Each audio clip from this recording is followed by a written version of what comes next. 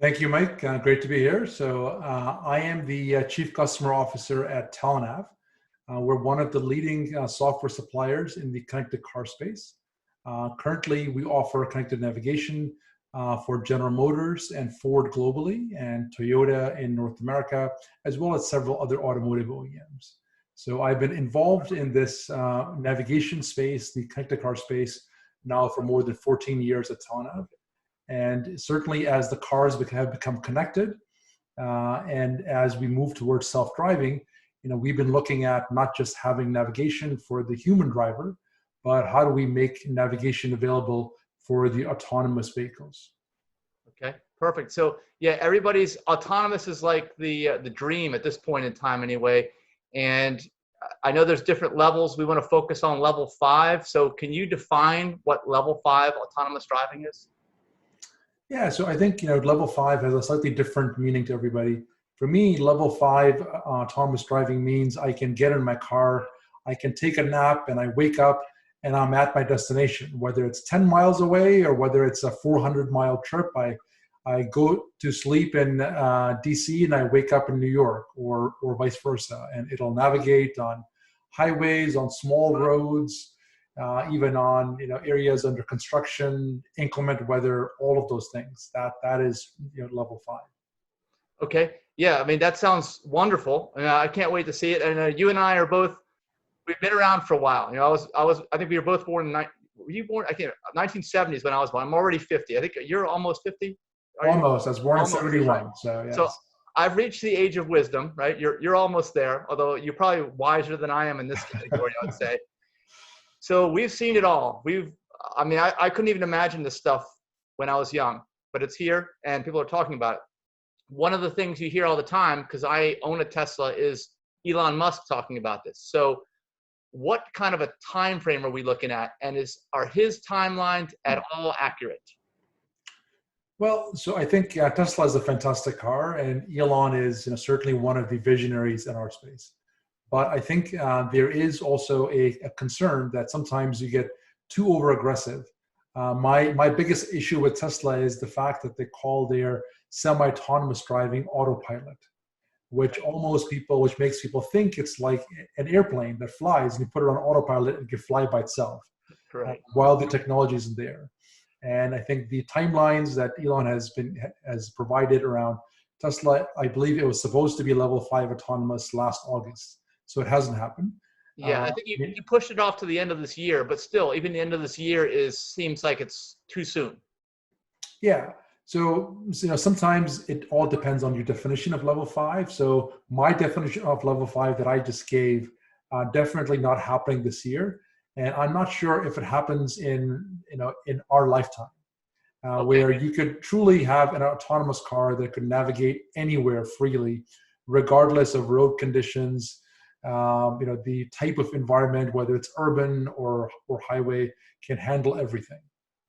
Okay, so what has to happen? What needs to be developed? What technology needs to be out there to make this work and work correctly? Yeah. So I think a lot of people focus on what has to go into the vehicle itself. And I think the in-car technology is improving very rapidly. And you can have smart vehicles that can look around, make a lot of decisions. But a lot of autonomous driving now, it is still relying on things like road markers. The cars cannot pick up where traffic lights are. As human beings, we can perceive, whether the light is red, green, yellow, even if it's a bright day. But most autonomous cars, are looking for certain visual cues. And if they're not there, even though they may have the best cameras, the best LiDAR, it cannot make those intelligent decisions. So we need to focus not only on the vehicle itself, we also have to look at what has to go in the infrastructure side. So on the infrastructure side, it needs to go into the smart cities concept, where the city or the roads have to be able to communicate with the vehicle. So if you're in an urban environment or a suburban environment, and there's a traffic light up ahead, it should tell the vehicle as it's approaching it, look, light is red. Right. So it can start to slow down and it knows the exact location. That's why, even if you have a car that's perfect, it's I very much see it feasible to have level 5 type of autonomous driving in very limited areas where you do have the infrastructure in place to support it. And this is one of the reasons why, GM Super Cruise, which is a competitor of Tesla, it's been set up so it only can be operated on highways where they have a high definition map available. So I think How, how does it know? I mean, is it just GPS based? How does it know where those boundaries are? yes, it is GPS based. So based on where you are, it only lets you turn on Super Cruise once you're in an area where they have a high definition map. So with the high definition map, uh, even if it's raining out and you can't quite see the road markings, it tends to be accurate to within a couple of centimeters. So it can still keep the car in your lane. But the issue there is that high definition map is not in real time. So if there is construction, if roads have changed, so this is where the infrastructure part comes in. What about like if there's an accident in front of you and there's stopped vehicles? Yeah, so there you typically have sensors in the vehicle now. I think automated braking has been around for a very long time, right? And it can use radar for automated braking. So things like that can be dealt with. But if you're dealing with, again, bad weather, missing road markings, especially construction, sometimes you have construction and they may go from a 4-lane road to a 3-lane road, and they have to put in now new markings. So it's very easy for camera-based sensors to get confused and figure out, well, should I be between these two markers or the others, because they might be running right next to each other. Okay, this has got me thinking. Are there two different camps here? Are there two different thought patterns here? I mean, because you're talking about an integrated system with the infrastructure, and I know from what I understand of Tesla and Elon Musk, they're talking about just a simple visual system where it's like a human with eyes in the back of their head, and they're just processing as they go. Are these two different schools of thought? Well, not necessarily, because I think even with what Tesla is doing, the infrastructure only improves it. It just makes it so much better. Right. So there is so much you can do. I think for highway-based driving, what Tesla has now or what GM has now is very good. Still has room for improvement, but for highway-based driving where you do not have intersections, you don't have traffic lights, and for the most part, the roads are marked well, right? These camera-based systems, I think, work quite well. The issue always happens, when you get off the highway. Right, right. Because it is. I agree. It's so much easier on the highway. There are just that many fewer possibilities that can happen. And I'm not familiar with the GM system. Is the GM system what does the sensor suite look like in the GM? I'm familiar with the sensor suite on the Tesla, it's not the GM. Yeah. So I'm not an expert on the sensor suite at GM. I do know that I think things that share publicly that they are using high definition maps. That might be one difference. It is also camera based, but it is so it's not only relying on the camera, but it is relying on the high definition maps for accuracy as well to keep the vehicle on track. Okay, I see. Here's another question that's been brought up over time. The issue of LiDAR. What do you see happening with LiDAR? Is it required? Is it not required? What's going on? Yeah, so I think you've seen with some of the the crashes that the autonomous Teslas have been involved with, that so far camera-based systems alone cannot look at every single possibility, especially under extreme conditions. That's where I think LiDAR will be helpful. I think LiDAR, the price of the overall hardware is coming down, and I do believe it is going to play a major role in the future of autonomous driving. Okay, because I remember watching the Elon Musk presentation about a year ago for Autonomous Day, and someone asked him a question about LiDAR, and I think his response was that it's a fool's errand. That was his response, and that kind of floored me. I'd never heard anyone say that. I think up to that point, I think everyone was thinking, well, Tesla's just got it all wrong, And then when he answered that question, he kind of flipped it around and said, no, you guys have it all wrong. So what do you make of all this? I mean, can everyone have a place in here? Can there be multiple different systems, or is one going to have to win over the other? Yeah, so I'm not the hardware expert. I do believe there will be different approaches. We've already seen GM and Tesla take different approaches. There will be a LiDAR-based approach to non-LiDAR-based, and they'll all have their limitations. And ultimately, on very high-end premium vehicles where there are higher margins, you'll have the ability to have the best of all worlds. On more of the middle tier vehicles, it's probably not affordable to put everything in. Do you think initially or long term, will there always be different levels depending upon your budget? I think, so if you look at it, right, everything goes through a product cycle. There used to be a time where anti-lock brakes were an option. Right. Yeah, I can't remember someone available. yes, going to a car now. So I think the same way with autonomous driving or semi-autonomous driving, there will be certain features that will become just standard. I think you have cruise control that's been around for a long time, and then you have adaptive cruise control, which maintains distance with the vehicle in front of you, so you don't need to constantly speed up, brake. I think to have the next iteration, of cruise control, as GM called the Super Cruise, right? So things like that, I believe, will become standard. Where on highways, more and more people will be able to have truly hands-free systems. I think right now you have hands-free systems, but it still requires eyes on the road. So the one thing which the GM system does is it does track your eye movement. And if it notices that you're not paying attention, it will try to get you to pay attention. Yeah, that you've mentioned that to me before, and I'm not familiar with that, but that sounds like it makes sense, because I will tell you from my own experience with the Tesla system, I can turn that on any road at any speed. Now, it used to be that they limited me. I had to be going at least 18 miles an hour until recent software upgrades, but now I can go down to 1 mile an hour.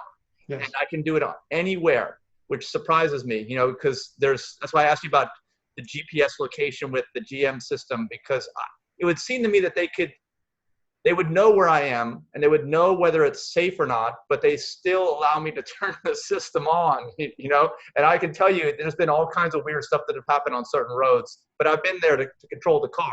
And ultimately, I think the way that they have it set up, it's still the responsibility of the driver, because level 5 would be no driver responsibility, right? Is that another thing that level 5 would be? Absolutely. So level 5 doesn't need a steering wheel, right? There's no steering wheel needed. It's a car that completely drives by itself. And again, I think Tesla has been really a technology leader in this space. One of the areas where Tesla has really excelled in has been over-the-air software updates. They believe they're doing this better than any other OEM. And the ability you see that going forward, that's something that will be happening in most cars going forward. Absolutely. I think every OEM realizes, not just for autonomous driving, but in general, if automotive OEMs want to compete with consumer electronics, people change their phone on average every 2 years. A car's lifetime is 10 years. So they have to not only have over-the-air software updates, but they need to start planning for hardware in general, where it has a longer lifespan than your phone does. Okay, yeah, a couple quick questions are revolving that. You mentioned to me, first of all, certifying vehicles. Say, like for a level 5, your vehicle would have to be certified to be on the road, which makes sense to me. I never heard that before. Can you explain that? Yeah. So right now it is, as you mentioned, it is the driver's responsibility to have the vehicle in good shape. If your taillight is busted and a police officer pulls you over, it's your responsibility, right? And you will get the ticket. Right. If your brakes don't work, maybe you could blame the manufacturer, but you're the one that tests it. All these shops, they're certified. So first it is, with autonomous driving, it's going to be, if there is a car that has to go through maintenance, who will certify that now it's good enough to get back in service? We will have to retrain our entire maintenance industry. Right. They will need to get certified that, look, yes, I certify, this car's brakes were changed and it meets all the specifications for level 5. But not just the certification for service, the insurance companies have to get involved. So they will have to, so the infrastructure goes, beyond just what a city does, but it is the whole infrastructure around maintenance, around insurance, around making sure that if, while it might be very remote, people always talk about if 2 autonomous cars get into a car accident, who determines fault, right? Yeah, right. But I would say even if one autonomous car hits a manual driving car, somebody has to determine fault. And then after servicing, somebody has to make sure that it is certified to get back in. And the whole insurance company in US is regulated on a state-by-state basis. Right. So every state will have to come up with its own rules. Perhaps it goes national, and then the insurance companies have to look at the risk that it poses. So while I feel the autonomous technology can bring in a lot of safety and improve driving conditions, if it's used in a reckless manner, it could have the opposite effect. So it might be that nobody ever wants to go into autonomous mode because their insurance rates go up. Wow. Okay. I hadn't thought about that because I keep hearing that the insurance rates would be less, but yeah, if it's done wrong, then it'd be a disaster for sure. Yes. How about the concept of appreciating assets? Would a fully autonomous vehicle actually go up in value or not be a depreciating asset anyway? What are your views on that? Well, I think that's whether the value goes up. It depends on the machine learning algorithms, right? So you will have some local machine learning, but a lot of it is going to be on the cloud side. So I think an important asset for companies like Tesla is the fact that they have a lot of data back from their vehicles, but it's all in the cloud. So over time, the vehicles will get smarter, not just from what is built in from the factory, but from what they observe. But most of that should be shared back with the cloud so that the auto manufacturer can use that across all of their fleet. So I don't know if the asset will appreciate necessarily, but I think it can be much more efficiently used. For me right now, my car sits in my garage, Right. probably 22 hours to 23 hours per day because I work from home. So it'll be great from efficiency improvement even if I don't want it to be out all the time, at night, it could be a self-driving Uber, a ride-hailing vehicle, or some other ride-sharing. One of the things I thought was intriguing is that, let's say you want to go downtown for a night on the weekend. The way it is in today's world, you either have to get on public transportation, arrange all that, or you have to get an Uber, or you have to try to go downtown and find a parking spot. Where in a level 5 world, I'm thinking, well, I can just drive myself downtown, or the car will drive me, drop me off, and then go earn money for me in the urban downtown area while I'm out on the town, and then pick me up when I'm done. So you'd actually gain money in that scenario. Yeah, I mean, the next time you go watch a movie, you go to a baseball game where for 3 hours you're in downtown DC and you don't need your vehicle, but there is a high demand for ride hailing. They could certainly do that. Or, I mean, even, there are other simpler use cases. One of the big reasons that I don't rent cars when I fly is once you land at an airport, you have to now go and pick up your car. You may have to take a train there, a bus, and then coming back, it's the same process. It adds time. Right. So when you're, traveling, you have a car that just, that is your rental car, even if it's not fully autonomous, it can just come and pick you up from the terminal. And it's very easy for them to have that 1 or 2 miles mapped, with the infrastructure in place. And afterwards, you drive it yourself. When you are done, you come back, pull up to the terminal, get off, and the car goes and parks itself. So even automated valet parking, right? You go to a concert and there is always a long line, not just to get in, but at the parking lots. So a car that can drop you off, and then, of course, it's great if it can earn money, but if it can just do something as simple as go park itself. Right. And then if you tell it, look, my concert is over at this time, half an hour before that, it pulls out of the parking lot and come and picks you up. I think, just from a convenience perspective, there are a lot of use cases. Okay, right. All right, well, final question. What kind of a timeline are we looking at for this vision of level 5? Yeah.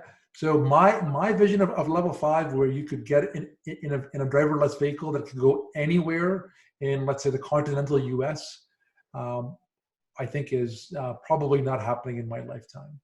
But I think a level 5 that can operate in certain areas, whether it's a college campus, whether it's in certain urban areas where they have the infrastructure, I think that could happen in the next 10, 15 years. Or level 5 type of driving, which is only on highways. I think that is something that we'll definitely see in our lifetime. Right now, most of the systems, they'll give you a warning that you still may pay attention.